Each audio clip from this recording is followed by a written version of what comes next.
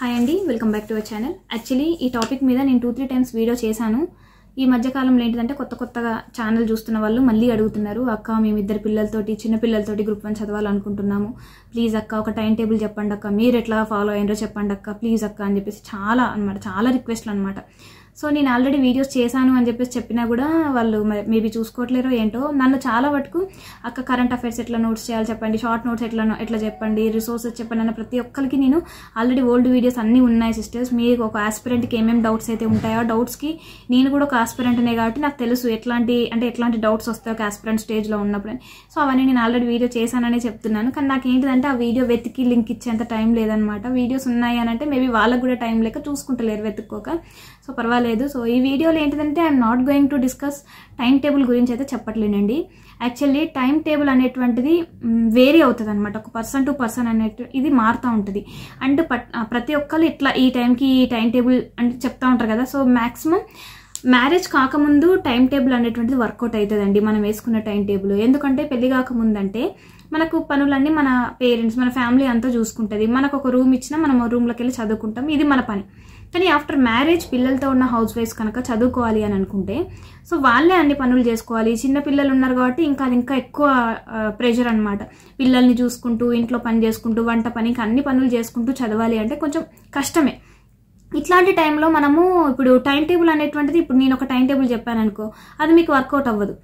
And వేరే వాళ్ళని కూడా మీరు అడుగుతూ ఉంటారు, వాళ్ళు ఒక టైం టేబుల్ చెప్తారు. సో అది కూడా మనకు వర్కౌట్ అవ్వకపోవచ్చు. సో నేనేమంటున్నానంటే it completely depends on hour timings అనమాట. ఇప్పుడు నైట్ పూట కొంతమంది పిల్లలు పడుకోరు. సో వాళ్ళు ఏంటిదంటే డే టైంలో ఇప్పుడు నా సిచ్యువేషన్ కూడా అదే, నైట్ టైం మా పిల్లలు పడుకోరు. సో నైట్ టైం ఈవెన్ ఒక ½ అవర్ కూడా పడుకోరు అనమాట వాళ్ళు.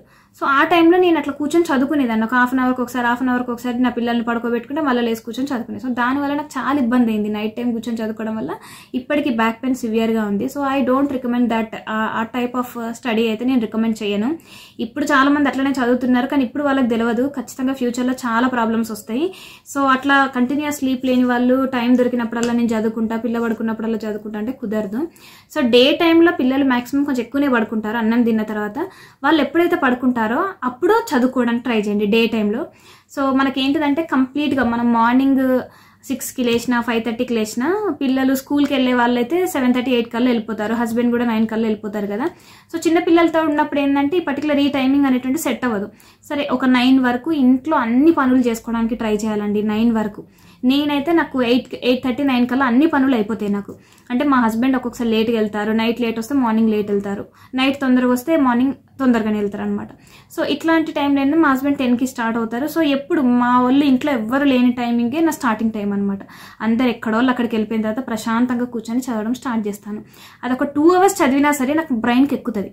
ఆ 2 అవర్స్ అయినా కూడా పిల్లలు మీరేంటి చిన్నపిల్లలు ఇప్పుడు స్కూల్కి పంపించలేని వాళ్ళు మరి మేము ఎట్లా అంటే పిల్లలు పడుకున్నప్పుడు చదువుకోండి, ప్రశాంతంగా చదువుకోండి. వాళ్ళు తెలివితోటి ఉన్నప్పుడు వాళ్ళు నా పుస్తకాలు చెంపుతున్నారు, ఏడుస్తున్నారని చెప్పేసి వాళ్ళని కొట్టి వాళ్ళని తిట్టి మళ్ళీ తర్వాత మనం అయ్యో ఎందుకు కొట్టినాం ఎందుకు తిట్టినాం పిల్లల్ని అని చెప్పేసి బాధపడే బదులు పిల్లలు పడుకున్నప్పుడు చదువుకోండి. లేదు అంటే వాళ్ళని ఎంగేజ్ చేపియాలి, బొమ్మలు వేయండి చుట్టూ, వాళ్ళు అటు ఇటు బయటికి తిరగకుండా. నేనైతే నా పిల్లల్ని అసలు అప్పుడు వీడియోస్ మనకు క్లిక్ అవ్వలేదండి, కానీ అప్పుడు తీసుంటే బాగుండేదేమో అని ఇప్పుడు అనిపిస్తుంది. చుట్టూ మొత్తం ఎట్లా అంటే పిల్లలు బయటికి రాకుండా అన్ని ఇట్లా కార్డ్బోర్డ్స్ అన్ని అట్లా అడ్డం పెట్టేదాన్ని, అందులో వాళ్ళని ఉంచేది, బొమ్మలు వేసేది, నేను కూర్చొని చదువుకునేది అనమాట ఒక దగ్గర కూర్చొని. డే టైంలో అట్లా చదవాలి. నైట్ టైం చదవక డే టైం చదవక ఉంటే మరి కష్టం అవుతుంది కదా. సో అట్లా అంటే మనకి ఏంటిదంటే పర్టికులర్ 10 గంటలే చదవాలి, 12 గంటలే చదవాలి అని అట్లా ఏం పెట్టుకోకండి ఎప్పుడు. ఎందుకంటే మనకు అంత టైం దొరకదు. ఫస్ట్ థింగ్ పిల్లలతో ఉన్నప్పుడు అంత టైం దొరకదు మనకు. మహా అంటే 3-4 గంటలు దొరుకుతుంది. సో మార్నింగ్ మళ్ళీ పిల్లలకు వంట అయిపోయిన తర్వాత మళ్ళీ వాళ్ళకు అన్నం తినిపించేయండి, పడుకోబెట్టండి. మాక్సిమం పిల్లలు పడుకున్నప్పుడే చదువుకోవడానికి ట్రై చేయండి. సో ఇంకా టైం టేబుల్ అంటే పర్టికులర్గా 9కి లేవండి, 10 కల్లా ఈ పని చేసుకోండి, 11 కల్లా ఇది చేయండి, 12 కల్లా ఇది చేయండి, మళ్ళీ 1కి కొంచెం నాప్ తీసుకోండి, మళ్ళీ 2కి లంచ్ చేయండి, 3కి పిల్లల్ని పడుకోబెట్టి. ఇది ఎవరు చెప్పలేరండి. ఎందుకంటే ఇది ఇప్పుడు మనం మ్యారేజ్ కాకముందు అంటే వేరు, అన్ని పనులు ఉంటాయి కాబట్టి మార్నింగ్ ఒక 5కి లేసి ఒక ఫస్ట్ స్లాట్ కంప్లీట్ చేసుకో, మళ్ళీ నీ ఫ్రెష్ అప్ అయ్యి ఇవన్నీ టిఫిన్ ఇదంతా ఒక ½ అవర్ చేసేసుకో, మళ్ళీ ఒక ½ అవర్ మాత్రం నీ నార్మల్గా మ్యారేజ్ కాని వాళ్ళకైతే ఒక అంటే 5:30 నుంచి మార్నింగ్ లేచిన తర్వాత 7:30 వరకు ఒక స్లాట్ వేసుకో, మళ్ళీ 7:30 to 8:30 ఈ గ్యాప్లోనే నువ్వు స్నానము, నీ బ్రేక్ఫాస్ట్, నీ అన్నీ ఇక్కడే అయిపోవాలి. మళ్ళీ 8:30, 9 కల్లా నువ్వు కూర్చుంటే మళ్ళీ ఆఫ్టర్నూన్ 12 వరకు కంటిన్యూస్గా 3 hours చదువుకో. అది అయిపోయిన తర్వాత మళ్ళీ లంచ్ చేసుకో, మళ్ళీ లంచ్ అయిపోయిన తర్వాత కొంచెం వాకింగ్ వాకింగ్ చేయి, తర్వాత నీకు ఒక నిద్ర వస్తే ఒక పడుకో, ఒక హాఫ్ అన్ అవర్ అట్లా పడుకో, మళ్ళీ 2 to కంటిన్యూస్గా 4:35 వరకు చదువుకో, మళ్ళీ కొంచెం టీ బ్రేక్ తీసుకో, మళ్ళీ 6కి కూర్చో, మళ్ళీ 9 వరకు చదువు, మళ్ళీ 9 to 10 కొంచెం డిన్నర్ చేసుకోవడం అట్లా చేయి, మళ్ళీ 10 to 12 వరకు నువ్వు ఈ రోజు అంతా ఏం చదివినావు చదువుకో. సో ఇట్లా నేను టైం టేబుల్ అనేటువంటిది బిఫోర్ మ్యారేజ్, అంటే మ్యారేజ్ కాకముందు వాళ్ళకి ఇదే టైం టేబుల్ చెప్తాను నేను. కానీ మనకి ఇదంతా కుదురుతుందా? కుదరదు కదా. మ్యారేజ్ అయిన హౌస్ వైఫ్స్కి మనకి ఇదంతా కుదరదు కదా. కుదరదు కాబట్టి మనకు పిల్లలు పడుకున్నప్పుడే మనకు చాలా అమూల్యమైన టైం అనమాట. సో అట్లా అని చెప్పేసి మరీ హెల్త్ని అయితే రిస్క్లో పెట్టకండి. పిల్లలు నైట్ కంటిన్యూస్గా పడుకోరు అని అనుకునే వాళ్ళు, ట్రస్ట్ మీ, నేను ఆ స్టేజ్ నుంచి వచ్చాను కాబట్టి ఆ స్టేజ్లో మా అమ్మ మొత్తుకొని చెప్పింది, వద్దు బిడ్డ పడుకో.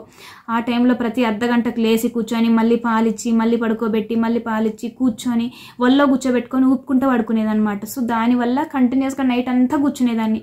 So full back pain. అట్లా ఇప్పటికీ నేను స్ట్రైట్గా నిల్చోలేను అనమాట. సో అట్లా వద్దు. నైట్ పూట పిల్లలు పడుకున్నప్పుడు పడుకోండి, డే టైంలో పిల్లలు పడుకున్నప్పుడు చదువుకోండి. సో ఇదే మెయిన్ నేను చెప్పాలనుకున్నది. సో ఇంకా అంటే నార్మల్గా హౌస్ వైఫ్స్ అందరూ ఇదే అడుగుతారు, ఎందుకంటే నేను కూడా అదే అడిగేదాన్ని కాబట్టి.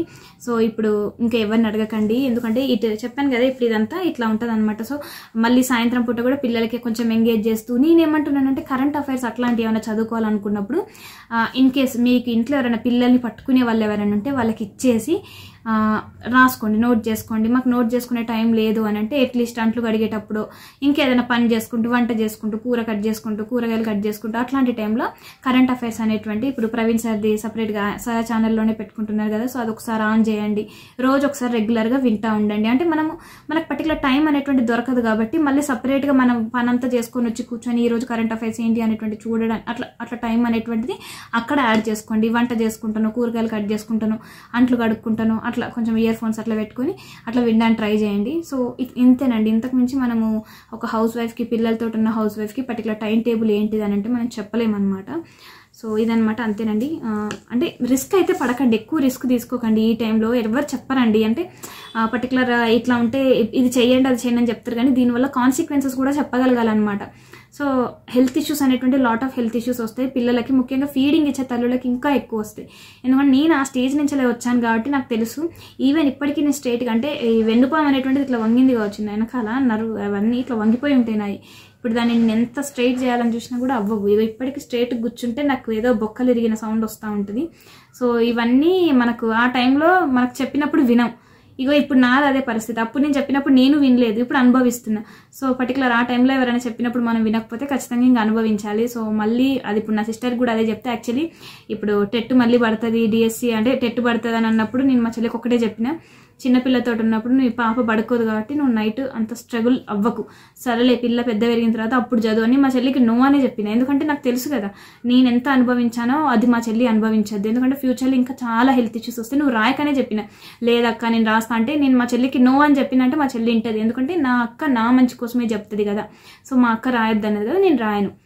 అస్సలు పడుకోదు చిన్న పాప, మా పాప మా చెల్లి వాళ్ళ పాప. అందుకనే నేను మొన్న వెళ్ళొచ్చాను అనమాట. అస్సలు నిద్రపోవట్లేదని మా చెల్లెనైతే చాలా, అంటే ఫుల్ బ్యాక్ పెయిన్ ఏడుస్తూనే ఉందనమాట, చాలా హెల్త్ ఇష్యూస్. సో అందుకని చెప్పేసి అట్లా కాదు ఇట్లా అని చెప్పేసి చూశాను. అట్లాంటి సిచ్యువేషన్లో నేను ఇప్పుడు టెట్ రాస్తా అది ఇది రాస్తా అంటే ఎట్లా కుదురుతుంది? నీ పాప ఫస్ట్, నీ హెల్త్ ముఖ్యం, తర్వాత ఏదైనా. ఇప్పుడు ఏదో కష్టపడి పాప పడుకున్నప్పుడు డే టైం మొత్తం మీద 1 గంట 2 గంటలు పడుకుంటుంది. ఆ 2 అవర్స్లో కూడా నువ్వు నీ హెల్త్ గురించి ఆలోచించకుండా ఇప్పుడు కూడా నేను చదువుకుంటానంటే ఫ్యూచర్లో నీ హెల్త్ లాస్ అయితే ఎవరు రెస్పాన్సిబుల్ పర్సన్? సో అదే నేను అందుకనే నా సొంత వాళ్ళు అనుకుని నేను మీకు ఇలా చెప్తున్నాను. సో అంతేనండి. వీడియో నచ్చినట్లయితే ఒక చిన్న లైక్ చేయండి. ఓకేనా? బాయ్.